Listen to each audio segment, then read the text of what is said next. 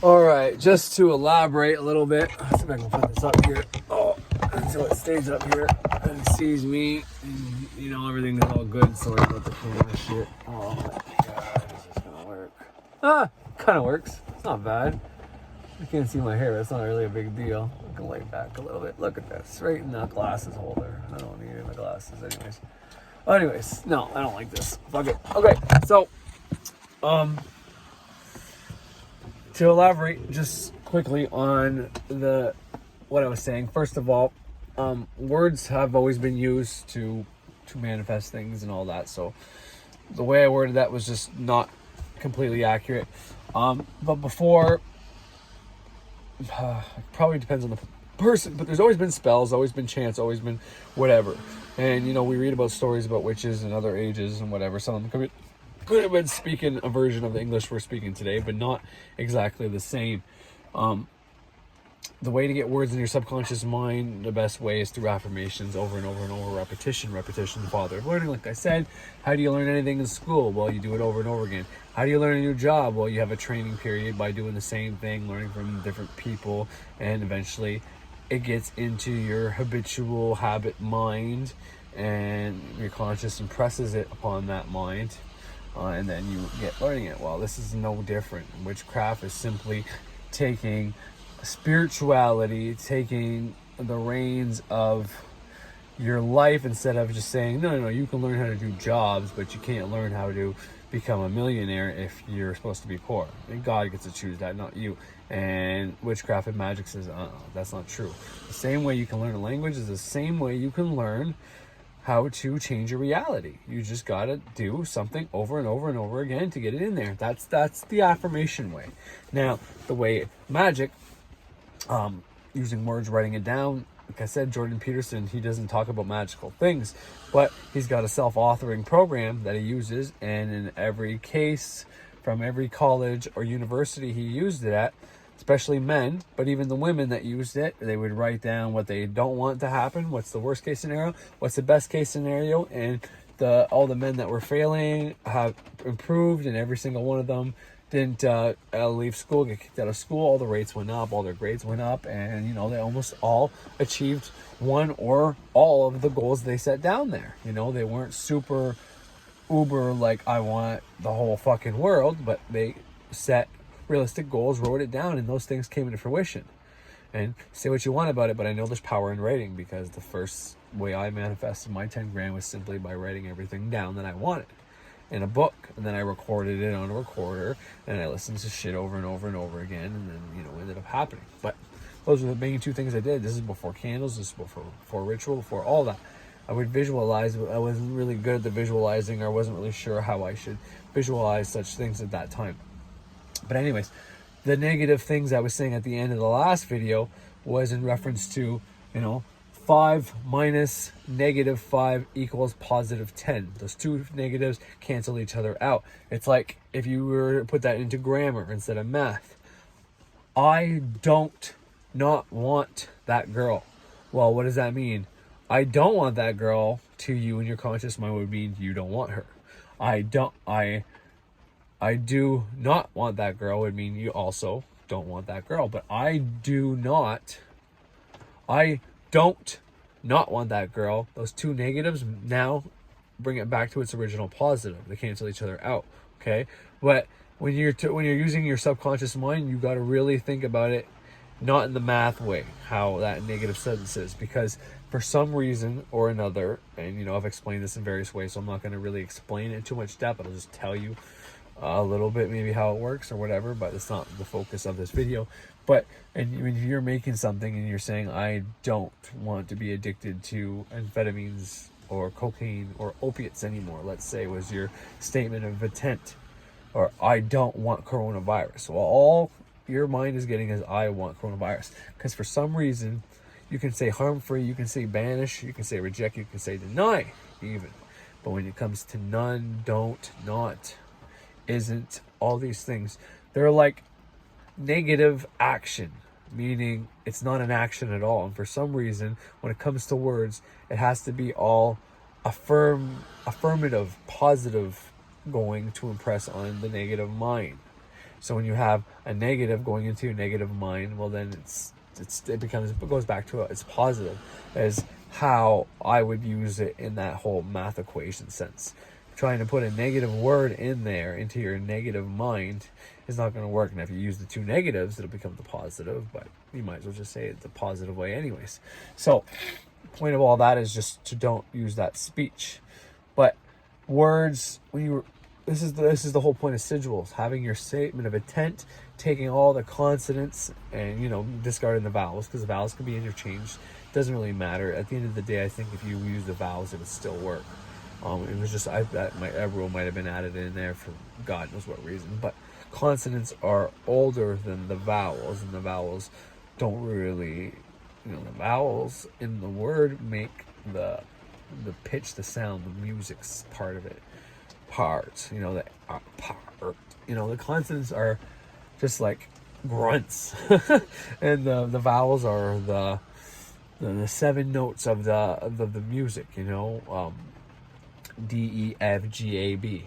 You know what I mean? Or A, B, C, D, E, F, G. Those are the seven notes, right? They get way more complicated than that with minors and majors and all these different fucking things that I am learning because I've always been interested in piano. I played bass. I learned a bit of guitar, but I was never great at guitar or bass. However, piano and notes and flutes and xylophone, saxophone, anything, for some reason, those kind of instruments have always been easily able to play songs. Anyways, it's not about that. But the point is, their vowels are like your music notes. They're like, they're very similar. Anyways, I know we don't have seven, but it's kind of how they go into it. You also have the 7 planets, 7 days of the week, 7 deadly sins. There's 7 everywhere. 7's just Saturn's number.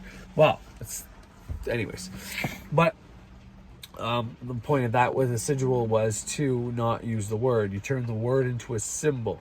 So to get the words into your mind, you have to say it over and over again. And the reason why I think affirmations work is after a while, you give that affirmation a happiness, love vibration that goes along with the visualization in your head of you having it. By saying the affirmation so much, you have no choice but to start making a picture in your head, and then eventually you associate that picture with what you're saying. And just because the affirmation you're saying is so much that you're forcing your mind to make that picture over and over and over in your head. And then whenever you add the emotion to it, well, then this is how you bring in the light. It's basically doing magic, but it's just a simplified version. Instead of having to say all what I just said, you just say affirmations work. Say the same thing over and over again and it will happen. But basically, magic is the fucking shortcut to that. It's simply visualizing what you want, putting emotion into it. But then there's all these other little tricks, like recording down what you want and putting it directly in your subconscious while you sleep. And then there's the candle magic, using the elements. What's a candle? This is wax. It's a wick. And you add fire to it, and that wax melts. It's a liquid, There's also the air, which we add with the incense. But, you can also look at the fucking candle. The wax melts, turns into a liquid. But, you have a candle. It's not like it stays the same size. It eventually goes down. Well, when you burn any liquid, it evaporates. That's a gas that goes into the air. Gas is air. That's why the sun is associated to a gas and not fire. Why? Well, because what is it? Helium? I think it is. It's mostly helium. What's helium? It's a gas, like propane. Shit like that. Those are gases. Those are airs. You can't see them either, really. But we know they're there, just like the air I'm breathing right now. Do you see the air I'm breathing? You see space between your eye and my ceiling or my forehead. You see space there, which is why you're able to see my fucking forehead. But you don't see what's there. Okay? So, anyways, that's another video on itself. That's some philosophy shit, too, when you get really down to it. But point I'm trying to say is we were using dead languages. I learned Ruan. I learned a little bit of Hebrew. I learned a little bit of Aramaic. A bunch of these different dead languages. I learned their alphabets to be able to change my words into it too, because I thought I had to be that elaborate. But then I started getting manifestations before I ever put things into practice, and I realized I could use the English language. And I think that all has to do with the collective consciousness of the people evolving their consciousness and evolving how we can do magic. It's speeding up, because whereas before these things were put in books, and if people got a hold of the books, well, then more people had the knowledge. Therefore, the collective consciousness started evolving, and this was possible. Then if you get rid of those books and not too many people know it, well, then the few can have whatever belief they want and invent, and if they all believe in it, well, then they can use that power and they can control the masses, as long as the masses don't like or fear.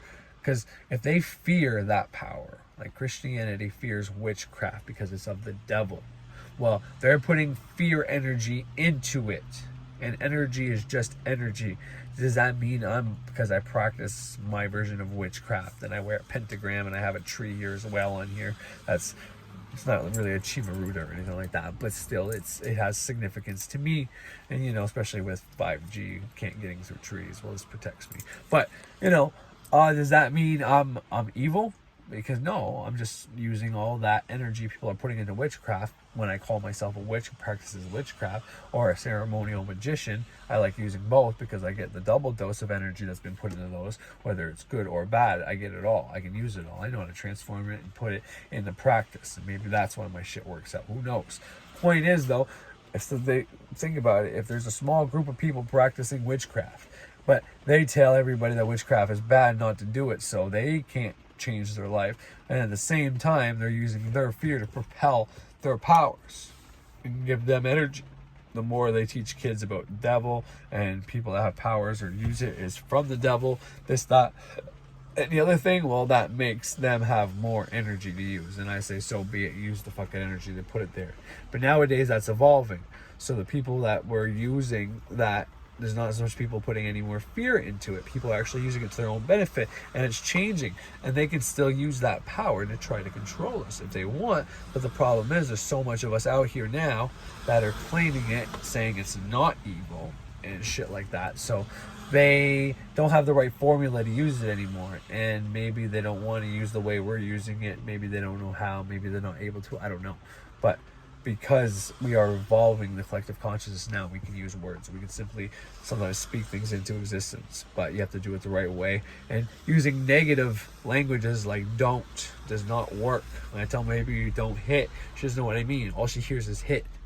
Because don't is, like I said, a negative action. It's like an anti-action. And subconscious mind understands pictures and understands actions, But whenever you say, I don't want something, it's like, what do you mean? How do you not want something? You either want it or you're free from wanting it. Like you either have the want for it or there's nothing to talk about, basically. Why would you talk about something you don't want? Because then you're just going to bring it into existence. Exactly. So that's my point. Don't think about the shit you don't want. This way you won't get it. But if you start thinking about it, then you'll get it. This plays into the whole path of least resistance thing in synchronicity. Whenever you set it and forget your magic, whatever you did, for going back to the example of the card, you set your intention that you're going to be lucky, you're going to win all these fucking cards. Well, you set it and then you got to forget it. So when you're doing the card, it's very hard to forget it. Kind of like if you're trying to heal yourself from a disease, well, you got to set your intention that you're already healed in the present, and then whenever you're just chilling at home, you got to remember to not think about it. And if you do think about it, you give it a whole lot of love emotion and act as if you're already healed, and then once again you forget that too. You keep repressing that on your mind. You keep telling your subconscious mind that that's real throughout the day, shit like that. The more grandiose, the more emotion you put in it, the more you can affect your subconscious mind. It's like thinking about something in a neutral state isn't going to do much for you, but being in a neutral state is good for other things. And being in kind of an unconscious habit, female gender state is how you receive your manifestation. And that's what the next video is going to hit on, more or less what I mean by that. I'm going to record it right away. I'm going to put it on right after you see this one, so stay tuned for that, because that'll be on. But just wanted to finish off that fucking thought real fast about that negative making a positive thing, and how this language is important. But so I was this is still supposed to be about the ticket and how to get winnings from that, but basically any kind of magic, how you set it, forget it. Path of least resistance means when you just don't, if you say like I used the example already, if you get a check in the mail, I'm going to get 10 grand in the mail. Well, that means you can't find 10 grand. That means you can't win 10 grand. That means you can't get 10 grand. Can't get 10 grand from someone who dies. So that's a good part of that. That's why you say free from harm or harm free, not harm none, because you can harm other things. If say it did understand none, and you're your mind was none meant people. Well, then you're not going to harm people, but you can harm animals.